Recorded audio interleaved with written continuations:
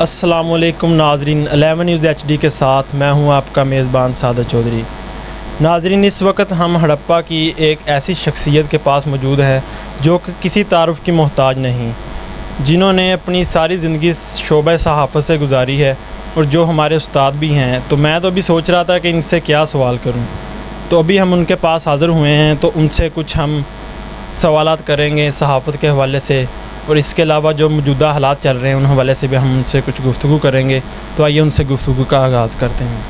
السلام علیکم۔ وعلیکم السلام ورحمۃ اللہ وبرکاتہ۔ جی سر، کیا حال ہے آپ کا؟ سب سے پہلے تو آپ ہمیں یہ بتائیں۔ میں بالکل ٹھیک ہوں، اللہ کا لاکھ لاکھ شکر ہے۔ جی تو سر، جیسا کہ آپ ماشاءاللہ ساری زندگی سے شعبہ صحافت سے منسلک ہیں اور آپ نے ساری زندگی اپنی اسی شعبے میں گزاری ہے، تو اس حوالے سے ہم آپ کے پاس حاضر ہوئے ہیں اور آپ سے کچھ ہم سیکھیں گے بھی اور آپ سے کچھ سوالات بھی کریں گے موجودہ صحافت کے حوالے سے کہ آج کل کی صحافت اور جو پہلی صحافت تھی اس میں کیا فرق ہے اور کیا اس میں تبدیلیاں آئی ہیں۔ بسم اللہ الرحمن الرحیم۔ میں سب سے پہلے 11 نیوز HD کا شکریہ ادا کرتا ہوں کہ وہ اپنا قیمتی وقت نکال کر میرے پاس آئے اور انہوں نے جو تکلفات کی شمع جلائی ہیں ان سے انشاءاللہ العزیز تعلقات کی دنیا مزید روشن ہوگی۔ جہاں تک ان کے سوال کا تعلق ہے، میں پہلے اپنا تعارف کروا دیتا ہوں کہ میں سن 1972 میں پاکستانی فوج جوائن کی تھی اور اس کے بعد 1990 میں نے پاکستانی فوج کو چھوڑ دیا۔ اس طرح میرا زیادہ زندگی کا عرصہ جو ہے 18 سال وہ پاکستان ایئر فورس کے اندر گزرا ہے، اور اس کے بعد میں جب ریٹائرمنٹ لے کے آیا تو اس وقت روزنامہ خبریں نکل رہا تھا جو کہ پرنٹ میڈیا تھا، اور میں نے روزنامہ خبریں کو جوائن کر لیا۔ اور پھر اس کے بعد مجھے یہ پتہ چلا ہے کہ یہ صحافت کوئی آسان کام نہیں ہے۔ اس صحافت کے اندر میرا کوئی استاد نہیں تھا، مجھے کوئی گائیڈ کرنے والا نہیں تھا، لیکن جو میری تربیت پاکستان ایئر فورس کے اندر ہوئی تھی اور اس کے اندر معمولی سی لچک نہیں تھی، اس حوالے سے میں نے صحافت کو بھی انہی راہوں کے اوپر چل کر اپنی صحافت کو اجاگر کرنے کی کوشش کی۔ تو آپ نے ایئر فورس کے جو اصول تھے انہی کو صحافت میں بھی اپنایا؟ جی، میں نے انہی کو اپنے صحافت میں اپنایا، اور اس کا مجھے یہ نتیجہ نکلا کہ میں وہ زر صحافت، یا جیسے وہ کہتے ہیں کہ بلیک میلر صحافی، یا جس طرح صحافیوں کے اوپر نام آتے ہیں، برے برے نام آتے ہیں کہ یہ بلیک میلنگ کرتے ہیں، انشاءاللہ العزیز آج بھی مجھے سن 1990 سے لے کے 92 سے لے کے آج تک میرا نام عزت کے ساتھ لیا جاتا ہے۔ مجھے کوئی بندہ یہ نہیں کہے گا کہ یہ بلیک میلر صحافی ہے، یا یہ تھانے میں آتا ہے چائے کا کپ کے اوپر بک جاتا ہے یا اور کچھ کر لیتا ہے۔ اللہ کے فضل و کرم سے میرا اگر ٹارگٹ تھا تو سب سے پہلے جو وقت کے حاکم تھے، جو وقت کے سردار تھے، میں نے ان کے خلاف لکھا، اور اس کے نتیجے کے اندر مجھے کافی مشکلات کا سامنا بھی کرنا پڑا، لیکن میں ایک ہی بات سمجھتا تھا کہ جس طرح شاہین ہے نا، جو جسے ہم عقاب کہتے ہیں، عقاب کی جو اس کی اپنی حالت ہے، وہ کہتا ہے کہ میں اکیلا ہوں، میں نے خود ہی لڑنا ہے، میں نے خود ہی جپڑنا ہے، میں نے خود ہی اپنا شکار کرنا ہے، یہ دنیا کسی کی نہیں۔ اور اس اصول کو بھی میں نے مد نظر رکھتے ہوئے میں نے اپنی زندگی کا آغاز اپنی ذات کے حوالے سے کیا۔ میں نے آج تک جتنی بھی پرنٹ میڈیا کے اندر لکھا ہے وہ سارے کا سارا اپنے پاؤں کے اوپر بی فوٹڈ ہو کر میں نے لکھا ہے، کبھی کسی کا سہارا لے کر نہیں لکھا ہے کہ آج میں یہ خبر لگاؤں گا۔ دوسری بات یہ تھی کہ میری خبر کے اندر صرف سچائی ہوتی تھی اور اس کے علاوہ کچھ نہیں ہوتا تھا۔ میں نے کبھی کسی تھانے دار کی پرواہ نہیں کی، میں نے کبھی کسی DPO کی پرواہ نہیں کی، میں نے کبھی RPO کی پرواہ نہیں کی، اور الحمدللہ جہاں کہیں بھی کھلی کچہریاں آئیں میں نے ان کے سامنے اپنے ہڑپہ کے مسائل اور دنیا کے جو جتنے بھی مسائل اس علاقے کے تھے ان کو بڑا اجاگر کرنے کی کوشش کی۔ تو اس حوالے سے میں یہ کہوں گا کہ جب پہلے پرنٹ میڈیا تھا تو ہر بات جو تھی اس کے اندر باوثوق طریقے سے کی جاتی تھی اور اس کی ایک ذمہ داری ہوتی تھی، لیکن آج جو صحافت چل رہی ہے اس کے اندر ذمہ دار کوئی نہیں ہے۔ کوئی بھی خبر آپ غلط خبر جو ہے وہ TV کے اوپر آپ لگا دیتے ہیں اور اس کے بعد جو ہے اس خبر کو پوچھنے والا کوئی نہیں، لیکن یہ تو ایک تحریری خبر ہوتی تھی اور تحریری خبر کے اوپر بہت سارے ایکشن بھی ہوتے تھے۔ ہماری یہ خبر تھی جو کہ 134 نویل سے تعلق رکھتی ہے۔ پہلی رات تھی اس دوشیزہ کی اور اس نے وہاں پہ یہ الفاظ کہے کہ میں کسی اور کی ہوں، اور اس نے پسٹل تان لیا تھا۔ ہم نے اس خبر کو جو ہے نا اجاگر کیا تو ہمارے خلاف تحریک استحقاق جو ہے پنجاب اسمبلی کے اندر پیش کی گئی، اور ضیاء شاہ صاحب اور ان کے صاحبزادگان ہمارے ساتھ جاتے رہے ہیں. ہم نے ان کو فیس کیا اس لیے کہ وہ خبر ہمارے پاس سچی تھی. جس نے خبر دی تھی وہ بھی موصوفہ خود تھی. اس طرح سے جتنی بھی آج تک ہم نے خبریں لگائی ہیں اس کے ساتھ ہمارے پاس ثبوت ہوتے تھے. بغیر ثبوت کے آج تک ہم نے کوئی خبر نہیں لگائی. نہ میں محسوس کرتا ہوں کہ بغیر خبر کے کسی کو سستی شہرت حاصل کرنے کے لیے خبر بنائیں. میں نے یہاں تک بھی دیکھا ہے کہ ہم نے کچھ چودھریوں کا نام لکھ دیتے تھے کہ یار فلاں مسئلہ جو ہے نا یہ حل نہیں ہو رہا, فلاں چودھریوں نے مطالبہ کیا, تو آ کے کہتے تھے یار آپ نے ہمارا نام ایسے لکھ دیا, ہم نے کون سا مطالبہ کیا ہے.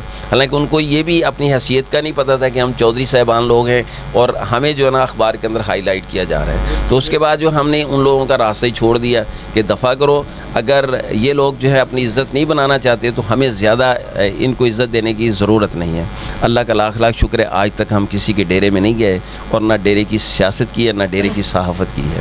اور آنے والا جو وقت صحافیوں کا ہے یا آنے والے وقت کے اندر صحافیوں کو کیا کرنا چاہیے, میں یہ سمجھتا ہوں کہ جس بھی چینل کے ساتھ جس اخبار کے ساتھ وہ منسلک ہیں ان کو اپنی اخبار کے حوالے سے سب سے پہلے اپنی عزت, پھر اس کے بعد اپنے ادارے کی عزت, اور اس ادارے کی عزت کے حوالے سے آپ ایسا غلط کام نہ کریں کہ جس کی وجہ سے آپ کا پورا ادارہ جو ہے وہ بلیک میل ہو جائے یا آپ بدنام ہو جائے.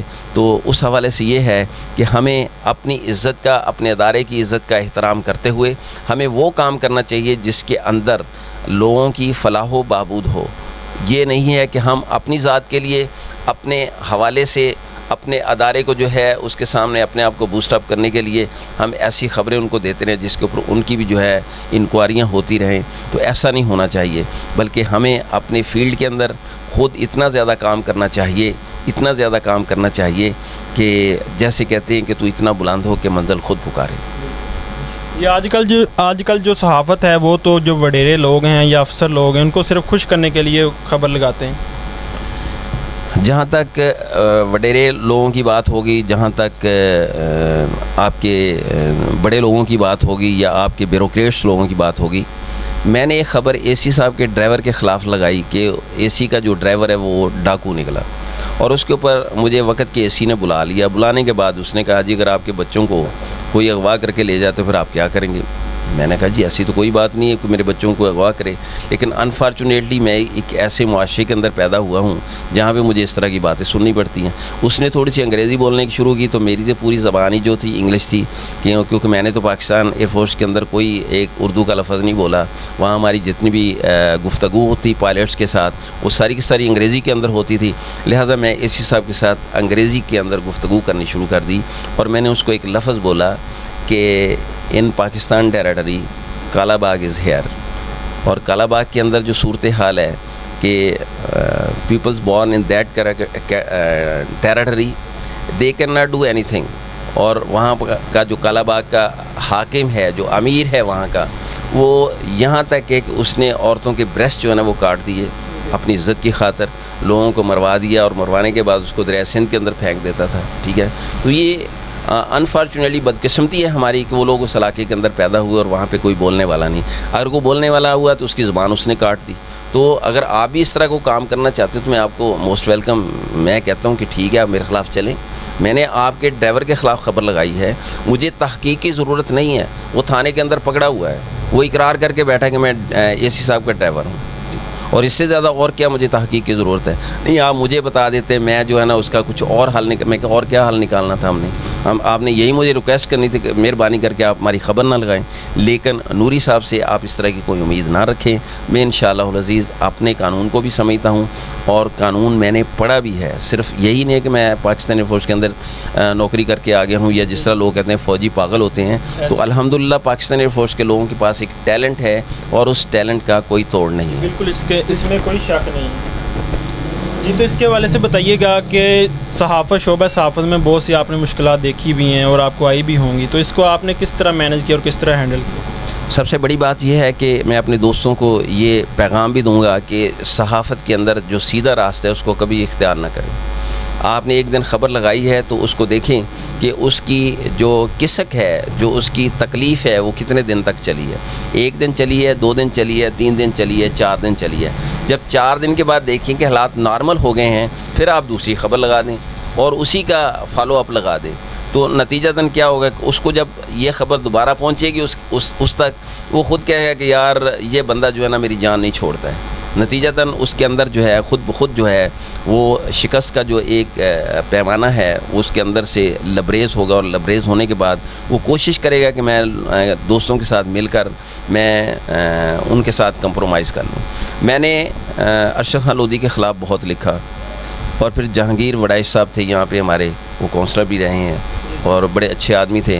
وہ ایک رات میرے پاس آئے، کہنے لگے یار وہ تو اس طرح کا آدمی ہے، تو آپ پڑھے لکھے آدمی ہیں، آپ نے اگر اس کے خلاف لکھا ہے، اس نے آپ کے خلاف 1 گھنٹہ تقریر کی ہے، تو یہ آپ کی ایک سعادت ہے، آپ کو اس نے اونچا اڑانے کے لیے جو ہے نا یہ کیا۔ حالانکہ اگر آپ نے اس کے خلاف خبر لگائی تو اس کو چاہیے تھا خاموش ہو جاتا، لیکن اس نے اس خبریں کو اور اس کے بعد آپ کا نام لے کر اس نے کہا کہ میں نے ہڑپا شہر کو ایک بڑا شہر بنا دیا ہے، فیصل آباد کی طرح بنا دیا، کراچی کی طرح بنا دیا۔ تو میں نے اپنے اس محسن کو اور اپنے ایم پی اے صاحب کو پیغام بھجوایا کہ میں نے کہا کہ ہڑپا شہر کے کسی چوک کے اندر آپ مجھے یہ ثابت کر دیں کہ ہڑپا شہر ہے، تو میں یہ بات ماننے کے لیے تیار ہو جاؤں، لیکن میں آپ کو ثابت کروں گا کہ یہ ہڑپا شہر نہیں، آج بھی ایک قصبہ ہے۔ اور الحمدللہ جہاں پہ ایک یونین کونسل ہوتی ہے وہاں پہ شہر نہیں ہوتے ہیں۔ شہر کے لیے ایک کارپوریشن، شہر کے لیے ٹاؤن کمیٹی اور باقی چیزوں کا ہونا ضروری ہوتا ہے، جبکہ میرا شہر جو ہے وہ ایک کونسل کے اوپر جو ہے، یونین کونسل کے اوپر مشتمل ہے، اور یونین کونسل کے اندر جتنا بھی ہوتا ہے وہ سارے کے سارے قصبے ہوتے ہیں۔ تو اس کے اوپر بھی پھر اس نے کہا کہ نہیں یار بس میں آپ سے کچھ نہیں کہتا ہوں، بس یہ ہے کہ آپ ہمیں نہ چھیڑیں، میں آپ کو نہیں چھیڑتا ہوں۔ میں نے کہا یہ بات نہیں، اگر آپ اچھے کام کریں گے میں آپ کے ساتھ ہوں، اگر آپ برے کام کریں گے میں آپ کے ساتھ نہیں ہوں۔ یہ ہڑپا کو تو شہر کے نام سے منسوب کیا جاتا ہے، مگر یہ آپ کے خیال میں شہر نہیں ہے۔ اس کے موجودہ جو حالات چل رہے ہیں کہ اس میں نہ تو کوئی ٹاؤن کمیٹی ہے نہ کچھ اور ہے، صرف ایک یونین کونسل ہے، پھر اس بیس پہ اس کو شہر کہا جا رہا ہے۔ بیسیکلی جہاں تک سوال کا تعلق ہے، ہڑپا کی جو تاریخ ہے وہ 5300 سال پرانی ہے، اور یہ ساری کی ساری فرضی تاریخ ہے، اس کے اندر اور کوئی چیز نہیں۔ آپ جتنا بھی آرکیالوجی یا آرکیالوجسٹ جتنے بھی آتے ہیں وہ سارے کے سارے مفروضوں کے اوپر اپنی زندگی کو جو ہے انہوں نے ٹیکل کیا ہوا ہے، اور کوئی چیز جو ہے اس کے اوپر یہ نہیں وہ کہہ سکتے کہ یہ واقعی 5300 سال قبل مسیح کا شہر ہے، ٹھیک ہے۔ اب یہ ہمارا جو کھنڈات ہیں اور کھنڈات کے پہلو کے اندر جو ہڑپا شہر ہے، یہ بہت زیادہ بھی اس کو ہم قدیم کہیں تو یہ ہندو جو ہے راج، مغلیہ راج جو ہے اس وقت کا یہ دوبارہ شہر جو ہے مارز وجود کے اندر آیا ہے۔ پھر بدقسمتی ہماری یہ ہے کہ یہاں سے جو بھی ایم پی اے یا ایم این اے منتخب ہو کر اسمبلی میں جاتے رہے ہیں، انہوں نے اپنی حالت تو درست کر لی لیکن شہر کی حالت درست نہ کی، جس کے نتیجے کے اندر یہ ہوا کہ وہ خود تو انہوں نے بڑے بڑے محل بنا لیے، بڑی بڑی کوٹھیاں جو ہے شہروں کے اندر بنا لی ہیں، اور ہمارے بچوں کے لیے کچھ بھی انہوں نے نہ کیا۔ اگر کوئی نوکریاں ملی بھی ہیں تو درجہ چہارم کی نوکریاں ملی ہیں، اگر کوئی بڑے اس علاقے کے اندر تھے ان کو نوازنے کے لیے انہوں نے کسی کو تحصیلدار بھرتی کروا دیا، کسی کو نائب تحصیلدار بھرتی کروا دیا، کسی کو اے ایس آئی بھرتی کروا دیا۔ تو اس طرح کر کے بڑے بڑے لوگوں کے پاس تو یہ نوکریاں بھی چلے گی، بڑے بڑے لوگوں کے پاس اچھے عہدے بھی چلے گئے، اور غریب جو ہے آج بھی بلکتا ہے اور آنے والے وقت کے اندر بھی بلکتا رہے گا، کیونکہ اس کے لیے اس شہر کے جو سرداران تھے، اس شہر کے جو بنانے والے لوگ تھے، ان لوگوں نے کچھ نہیں کیا۔ جی تو سر بہت شکریہ آپ کا، آپ نے ہمیں اپنا قیمتی وقت سے اپنے ٹائم دیا اور ہمیں ہڑپا کے جو مسائل ہیں ان کے حوالے سے اور جو صحافت کے مسائل ہیں اور صحافت کے حوالے سے آپ نے ہم سے گفتگو کی۔